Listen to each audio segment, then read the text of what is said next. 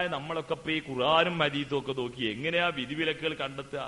അതൊക്കെ ഒരു പ്രയാസകരമായ കാര്യമല്ലേ? നിങ്ങൾ എന്ത് പറഞ്ഞാലും.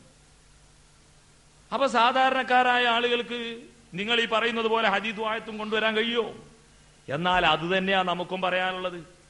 ഷാഫി മദ്ഹബുകാരെന്ന് പറയുന്നവരുടെ കൂട്ടത്തിലെ സാധാരണക്കാരായ ആളുകൾക്ക് ഇബ്നു ഹജറുൽ ഹൈതമിയുടെ തുഹ്ഫയും ഇമാം ഷാഫിയുടെ ഉമ്മും ഒക്കെ പരിശോധിക്കാൻ കഴിയോ?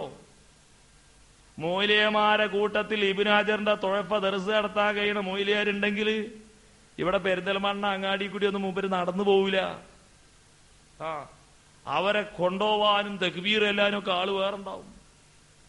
ഇബ്നു ഹജറിന്റെ തുഹ്ഫ അറിയണ മുസ്ലിയാരാണെങ്കിൽ അവരിങ്ങനെ ബസ്സിൽ കമ്പിമ തൂങ്ങിയൊന്നും പോവില്ല. നിങ്ങൾ അല്ലെങ്കിൽ ശാന്തമായിരുന്നിട്ട് ഏതെങ്കിലും കാര്യമായ ഒരു വലിയാരോട് ചോദിച്ചു നോക്കൂ, ഇബ്നു ഹജറിന്റെ തുഹ്ഫ 10 കൊല്ലം ഞാൻ കൊണ്ടുതരാം, നിങ്ങളത് വളരെ കൃത്യമായിട്ട് എനിക്കത് പറഞ്ഞു തരുമോ? അതിപ്പോ നമ്മളെ മറ്റേ അവിടുത്തെ വലിയ വലിയ ശിവരന്മാർക്കൊക്കെ അറിയുള്ളൂ പറയും. നിങ്ങൾ ആലോചിച്ച് നോക്കി, മുസ്ലിംമാർക്ക് പോലും ഇബ്നു ഹജറിന്റെ തുഹ്ഫ അറിയില്ല.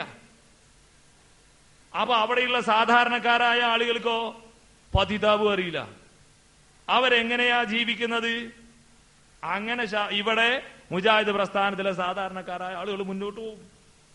ഇവിടെയുള്ള പണ്ഡിതന്മാർ, സലഫു സ്വാലിഹികളായ പണ്ഡിതന്മാരുടെ വ്യാഖ്യാനങ്ങൾ ഇവിടെയുള്ള സാധാരണക്കാർക്ക് പഠിപ്പിച്ചു കൊടുക്കും. ഇങ്ങനെയാ. അപ്പൊ ഏതായിരുന്നാലും നാം പറഞ്ഞുകൊണ്ട് വരുന്നത്, ഇമാം ഷാഫി റഹ്മത്തുള്ളാഹി അലൈഹി ഒരിക്കലും ഈ ലോകത്തെ പഠിപ്പിക്കാത്ത ആശയമാണ് ഇമാം ഷാഫിയുടെ പേരിൽ ഇവിടെ പഠിപ്പിക്കപ്പെടുന്നത് സഹോദരന്മാരെ.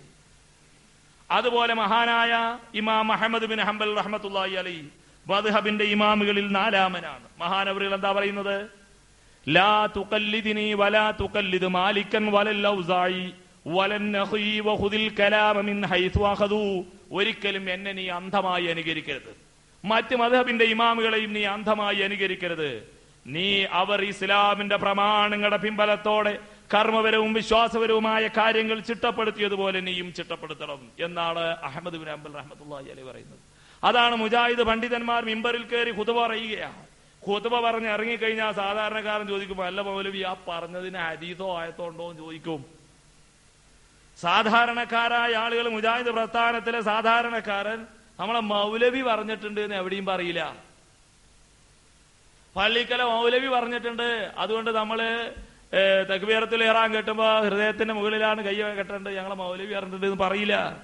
അങ്ങനെ പറയുന്ന മുജാഹിദേ അല്ല. അള്ളാന്റെ ഹബീബായ പ്രവാചകൻ പറഞ്ഞിട്ടുണ്ട്, അതുപോലെ പരിശുദ്ധമായ ഖുർആനിന്റെ പ്രഖ്യാപനങ്ങളുണ്ട് എന്ന് പറയുന്നവനാ മുജാഹിദ്. ഇത് പ്രവാചകനെയാണ് മാറ്റിവെക്കുകയാണ്. ഖുർആനും ഹദീസും ഒന്നും നമുക്ക് വേണ്ട. അതൊരു പൈശാചികമായ ഒരു ദുർബോധനം ഒരു കാലത്ത് അരങ്ങേറുകയാണ്. പിന്നെ ഈ സമൂഹത്തിന് അതൊരു ബദൽ എന്താ കിട്ടിയത്? ഖുർആനും ഹദീസും മാറ്റിയിട്ട് കുറച്ച് ബാലി മൗലൂദും. അതുകൊണ്ട് അവിടെ ഒതുങ്ങി. എന്തോ ആവട്ടെ, നാം പറഞ്ഞുകൊണ്ട് വരുന്നത് 4 മദ്ഹബിന്റെ ഇമാമുകളും ഇതിന് ഉത്തരവാദികളല്ല. നാളെ പാരത്രിക ലോകത്ത് ഇവരെല്ലാവരും വരുമ്പോ 4 മദ്ഹബിന്റെ ഇമാമുകൾ അവരെല്ലാവരും ഉണ്ടോ? അപ്പോ മഹ്ശറിൽ ചോദിക്കും, ആ സുന്നത്തമാറ്റാരൊക്കെ എണീറ്റാട്ടെ. ഇവരീ പറയും പോലെ ആണെങ്കിൽ അപ്പൊ വലിയ വലിയ ആളുകളൊക്കെ ആ തസ്ബീഹിന്റെ യന്ത്രമൊക്കെ പിടിച്ചിട്ട് എണീക്കും. മുജാഹിദുകൾ ഇങ്ങനെ താടിക്കും കഴിച്ചെടുത്ത്, പടച്ചോരെ നമ്മളിപ്പോ ഈ മദ്ഹബ് ഒന്നും സ്വീകരിച്ചില്ലല്ലോ, ഇത് ചെയ്യും എന്ന് പറഞ്ഞ അപ്പൊ അവരുടെ ഗ്രന്ഥങ്ങൾ അത് നോക്കട്ടെ, പടച്ചവരൊന്ന് പരിശോധിക്കും. അപ്പൊ നോക്കുമ്പോ എന്താ? ലോകത്ത് ഏറ്റവും വലിയ വങ്കത്തങ്ങൾ, അബദ്ധ ജടിലമായ ഒരുപാട് പ്രഖ്യാപനങ്ങൾ വായിക്കപ്പെടുമ്പോ 4 മദ്ഹബിന്റെ ഇമാമുകളുടെ ആളുകളാ ഞങ്ങള്, അവരെ വിളിക്കും. ഇതായിരുന്നു ഞങ്ങൾ പഠിപ്പിച്ചു കൊടുത്തത് ചോദിക്കൂലേ? ഇപ്പൊ ഞങ്ങൾ ഇവിടെ പൂപ്പലത്ത് പോയിട്ട് നമ്മൾ പ്രസംഗിച്ചു പോകുന്നു. അപ്പൊ ഞാൻ പറഞ്ഞു, ഇവിടെ ഈ മദ്ഹബിന്റെ പേരിൽ ഇവര് വളരെ തെറ്റായ കാര്യങ്ങളാണ് പഠിപ്പിക്കുന്നത്. ഫത്വൽ മുഈനിലൊക്കെ ഭാര്യക്ക് അസുഖം ഉണ്ടായി കഴിഞ്ഞാൽ ചികിത്സിക്കണ്ടെന്നാ പഠിപ്പിക്കുന്നത്. അതുപോലെ തന്നെ ആദം അലൈഹിസ്സലാമിനെ മണ്ണിൽ നിന്ന് അള്ളാഹു പടച്ചു, ഈസാ അലൈഹിസ്സലാമിനെ വെറും ഒരു പെണ്ണിൽ നിന്ന് അള്ളാഹു പടച്ചു. ഇനി ഒരു മനുഷ്യനെ അല്ലാഹു തആല ഒരു നാൽക്കാലിയിൽ നിന്ന് തിന്നാൻ പറ്റുന്ന ജീവിയിൽ നിന്നെങ്ങാനും പടച്ചാൽ ആ മനുഷ്യനെ തിന്നാന്നാണ് ഫത്വൽ മുഈനിന്റെ യാനത്തിലുള്ളത്. അപ്പോ ബലി പെരുന്നാളിന് നമസ്കാരത്തിന് നേതൃത്വം നൽകിയ ഇങ്ങനെയുള്ള ഒരാൾ ഇങ്ങനെ വലുതായി പണ്ഡിതനായി ഹാഫിളായി നമസ്കാരത്തിന് നേതൃത്വം നൽകി കഴിഞ്ഞാൽ ആ ഇമാമിനെ കൊണ്ടുപോയിട്ട് അറുത്ത് തിന്നാന്നാണ് അതിലുള്ളത്. ഇതൊന്നും ഇപ്പൊ ഷാഫി ഇമാം അറിയില്ലാറ് നമ്മൾ പ്രസംഗിച്ചു. ഇപ്പൊ തന്നെ നമ്മൾ കാണില്ല മൊയ്ലിയന്മാര് സ്റ്റേജിൽ വരുമ്പോ അല്ലാഹു അക്ബർ അല്ലാഹു അക്ബർ ഉദയത്തിന്റെ അവിടെ തന്നെയല്ലേ പരിപാടി. അപ്പൊ ഏതായിരുന്നാലും അപ്പൊ ഇങ്ങനെ അറുക്കാം എന്ന് ഇങ്ങനെ യാനതു താലിബീനിലുണ്ട് എന്ന് പറഞ്ഞ. അതുപോലെ ഭാര്യക്ക് ചികിത്സക്ക് മരുന്നിന് കാശ് കൊടുക്കണ്ടെന്നും ഈ ഫത്വൽമയിലുണ്ട് എന്നാണ് പ്രശ്നം. അപ്പൊ പിന്നെ മറുപടി എന്താ അറിയോ? ഓ വഹാബി ഫൈസി, ഭാര്യക്ക് ചികിത്സക്ക് കാശ് കൊടുക്കണം എന്നുള്ളതിന് ആയത്തുണ്ടോ ഹദീസുണ്ടോ?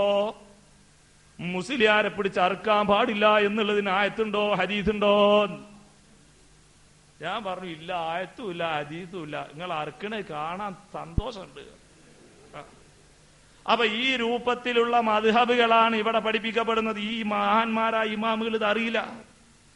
നാളെ പരലോകത്ത് വരുമ്പോ ഷാഫി മദ്ഹബുകാർ ആരാണെന്ന് ചോദിക്കുമ്പോ നെട്ടലുയർത്തി നിൽക്കാൻ കഴിയ മുജാഹിദുകൾക്കാ. കാരണം ഇമാം ഷാഫി പറഞ്ഞത് ഇദാ സ്വഹൽ ഹദീസ് ബഹുവ മദ്ഹബി, ഹദീസ് സ്വഹിയായാൽ അതാണ് എന്റെ മദ്ഹബ്. മുജാഹിദുകളും അതല്ലേ പറയുന്നത്? സ്വീകാര്യോഗ്യമായ പരമ്പരകളിലൂടെ ഉസൂലുൽ ഹദീസിന്റെ പണ്ഡിതന്മാര് പറഞ്ഞ മാനദണ്ഡങ്ങൾ മുഴുവനും പരിഗണിച്ചുകൊണ്ട് സലഫു സാലിഹികൾ ഓരോ ഹദീസുകളും വ്യാഖ്യാനിച്ചപ്പോൾ അവരുടെ വ്യാഖ്യാന പ്രകാരം ഹദീസും ആയത്തും നമ്മൾ സ്വീകരിക്കണം എന്നാ മുജാഹിദുകൾ പറയുന്നത്. അതല്ലാതെ ഒരിക്കലും തന്നെ ഇമാമുകളെ തള്ളുകയല്ല. അപ്പൊ ഈ 4 മദ്ഹബിന്റെ ഇമാമുകളും പറയുന്നത് എന്താ അറിയോ? ഞങ്ങളുടെ മദ്ഹബ് ഹദീസിന്റെ മദ്ഹബാണ്. ഞങ്ങൾ വല്ലതും ഹദീസ് ലഭ്യമാവാത്തതിന്റെ മേലിൽ പറഞ്ഞിട്ടുണ്ടെങ്കിൽ നിങ്ങൾക്ക് ഹദീസ് കിട്ടിയാൽ ഞങ്ങളുടെ മദ്ഹബ് ഞങ്ങൾ പറഞ്ഞതല്ല, ആ ഹദീസാണത് സ്വീകരിക്കണം എന്നാ ഈ 4 മദ്ഹബിന്റെ ഇമാമുകളും പറയുന്നത്. അതാണ് മുജാഹിദുകൾ സ്വീകരിക്കുന്നത്. അതുകൊണ്ട് തന്നെ മുജാഹിദുകൾ 4 മദ്ഹബിന്റെ ഇമാമുകളെയും പൂർണ്ണമായും അടിസ്ഥാനപരമായി സ്വീകരിക്കുന്നവരാണെന്ന് സമാധാനത്തോടെ നമുക്ക് പറയാം. മറ്റുള്ളവർക്ക് ഞങ്ങൾ ഷാഫി മദ്ഹബുകാരാണ്, മറ്റ് 3 മദ്ഹബിന്റെ ഇമാമുകളെയും തള്ളുകയാണ്.